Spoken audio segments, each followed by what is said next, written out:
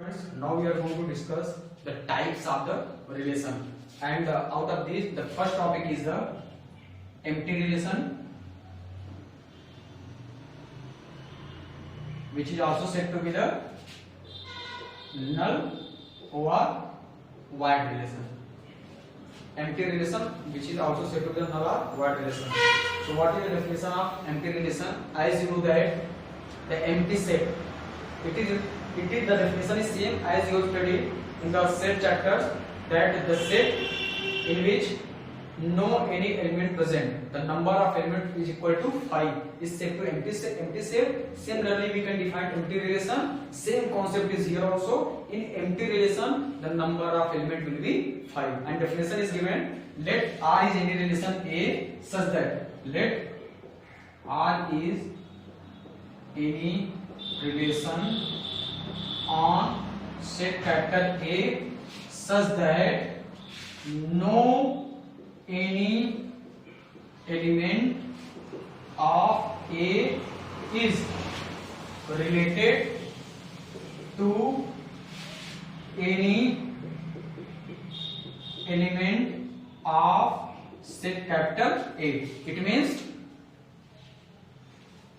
no any element of capital set A is related to any element of capital set A. Then in this case this relation R is said to be the empty relation. What is the conclusion? It means according to this definition, no any even single element is present in capital set R. In R no any element is present. This set is said to be the this relation is said to be the empty relation or null relation or void relation. Clear? Let us take one example. Suppose let capital set A is equal to 1, 2, 3, 4.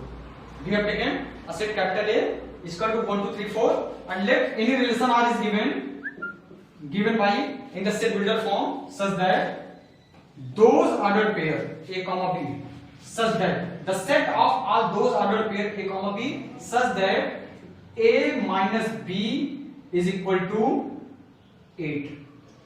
A minus B is equal to 8. Then just I want to write here capital set A is given. This relation R is defined over the set A, and this relation is defined in the set builder form. Just I want to write this set capital R in the roster form. So can you tell me what will be element of capital set R? It is possible to get any element here. Keep in mind that both A and B, both A comma B is related to capital set A. It means A comma B can be replaced by 1, 2, 3, 4 amongst these elements. Clear? Now let's see. A minus B is equal to 8, or this also can be written as A value is equal to 8 plus B. Clear? Suppose now A and B can take any value 1, 2, 3, 4. If we will put, suppose we will put the value of B. First B is equal to 1, then A will be 9, which is not possible because A value lies between 1 to 4 only. Clear? It means B is equal to 1 we cannot take. Clear? Similarly, B is equal to 2. B is equal to 2. Then A gives 10. Again, which is not possible. Similarly, B value 3. Then A value gives 11. And similarly, if B value 4 I will take, then A will give the 12. Again, which is not possible. It means no any element is present in capital set R. Actually, this R is equal to 5. Clear? And this, and we know very well, phi is subset of each and every set. It is the subset of A cross A. Clear? It means again, this relation R is subset of A cross A. That's why this is the relation. And since this relation R is equal to phi, that's why this is the empty relation. Clear? So this is the concept of the empty relation. Okay, now we are going to proceed for the second relation, that is the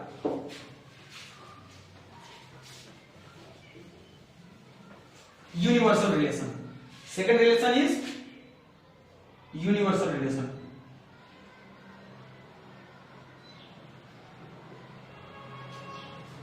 As you know that the universal set, like that the universal relation, same concept is also here. Definition is saying that let R is any relation on set A. let R is any relation on set A such that every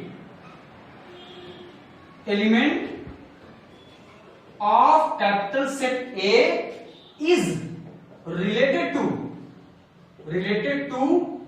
each and every element of set capital A.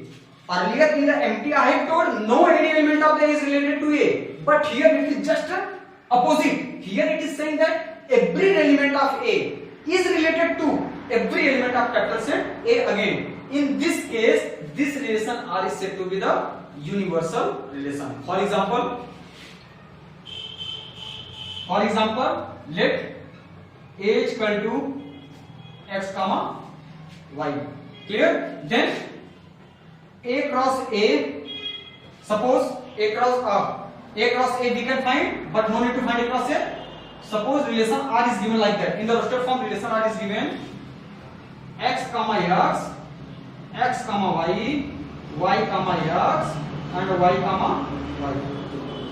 See the relation R very carefully. X comma x means x is connected with x, and x comma y, x is connected with y. Again y comma x, y is connected with x, and again y connected with y. It means every element of A is connected to every element of A. Actually, this set is equal to A cross A.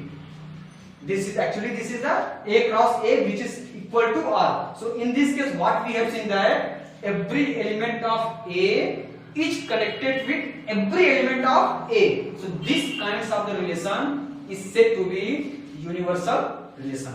Clear? In this relation, the relation itself becomes equal to A cross A. Clear? So now our third relation is identity relation. Third relation is identity relation.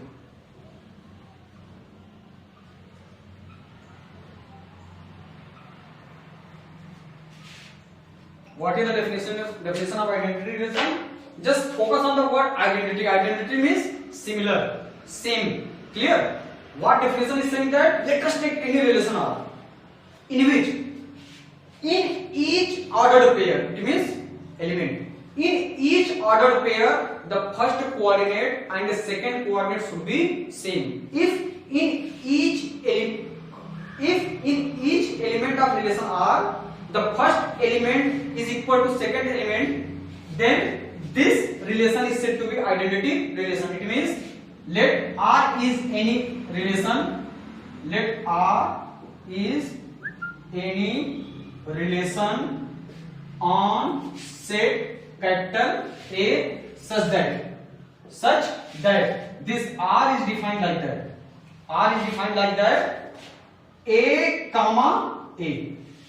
This is the element of capital R present in the form of A comma A such that A belongs to capital A. It means each and every element in relation R, the first coordinate and second coordinate should be same. So this kinds of the relation is said to be the identity relation.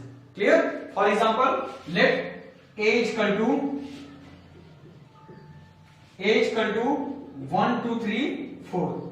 And suppose any relation R is given 1, 1, 2, 2, 3, 3. Clear? 1, 1, 2, 2, 3, 3. So what here we have seen that this relation R contains 3 elements 1, 1, 2, 2, 3, 3, and in each ordered pair the first coordinate is equal to second coordinate. First coordinate, second coordinate, first coordinate, second, all are equal. That's why this is the identity relation. I hope identity relation, all the 3 relations is clear. First one empty relation, second universal relation, third the identity relation. Now after that we are going to proceed for the next 3 important relation, which is very important for the exam point of view, from where the question will be arises. Clear? So get ready for the next 3 relation, which is the name of these 3 relation is reflexive, symmetric and transitive. Clear? Okay.